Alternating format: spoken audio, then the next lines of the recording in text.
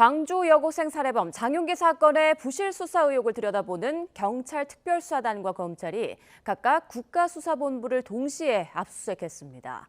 사건 초기 경찰이 성범죄와 살인사건을 병합하려 했지만 국가수사본부가 막았다는 형사과장의 진술도 나왔는데요.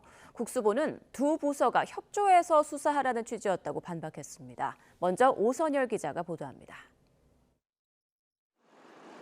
성폭행 살인과 살인 미수, 스토킹 등 모두 8개 혐의로 재판을 받는 장윤기. 장윤기 검거 당시 경찰은 살인 사건과 직전에 벌어진 다른 여성에 대한 스토킹 사건을 각각 분리해 수사했습니다. 별도로 수사하게 된 경위에 대해서는 계속 확인 중에 있습니다. 당시 수사에 참여한 경찰관들은 이틀 간격을 두고 발생한 두 사건을 분리 수사한 이유가 국가수사본부의 지시 때문이었다고 주장했습니다. 두 사건을 병합해 수사하겠다고 국가수사본부에 3차례 건의했지만 받아들여지지 않았던 겁니다.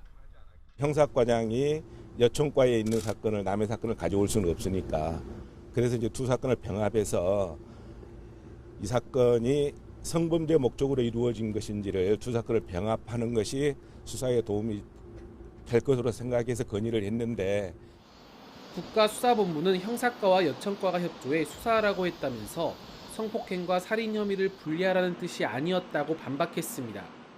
경찰 특별수사단과 검찰은 각각 영장을 발부받아 국가수사본부에 대한 동시 압수수색에 나섰습니다. 피의자가 특정되지 않은 공적 공간을 그것도 검찰과 경찰이 따로 압수수색하는 것은 이례적입니다. 검찰은 경찰의 공무상 비밀 누설과 증거인멸 혐의 입증을 위해 국가수사본부 관계자들의 휴대전화 등을 확보한 것으로 알려졌습니다. 어느 정도 포렌식을 통해서 물증을 확보하느냐, 이것이 국수본의 윗선까지 갈 수 있는가를 가릴 수 있는 쟁점이 되지 않을까 싶습니다. 경찰 국가수사본부까지 수사가 확대되면서 수사 대상이 수사를 하는 것 아니냐는 비판에 다시 직면하게 된 경찰 특별수사단은 형사국 소속은 모두 배제돼 있다고 강조했습니다. YTN 오세일입니다. 장윤기 사건의 초동 수사를 담당했던 광산경찰서 전 형사과장의 구속영장은 기각됐습니다.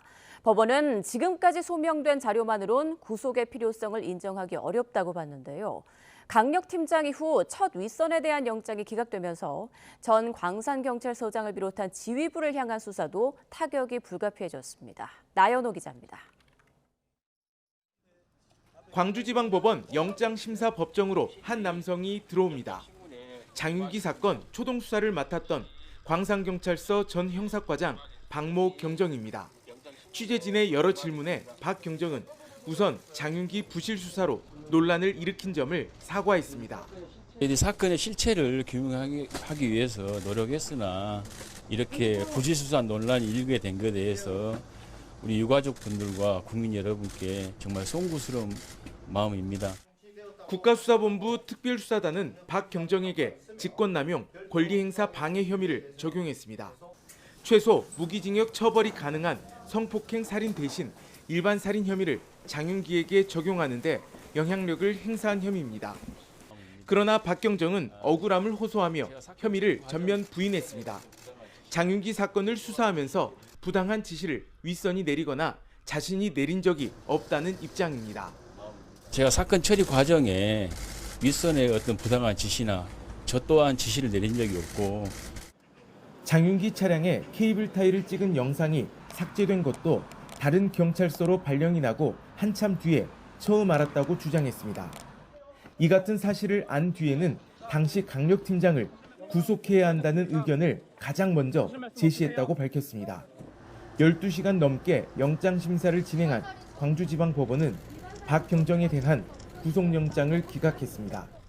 재판부는 지금까지 소명된 자료만으로는 구속의 필요성을 인정하기 어렵다는 이유를 들었습니다. 국가수사본부 특별수사단이 박 경정의 신병 확보에 실패하면서 바로 윗선인 전 광산경찰서장 등 수사지휘부에 대한 수사도 탄력을 잃게 됐습니다. YTN 나인호입니다.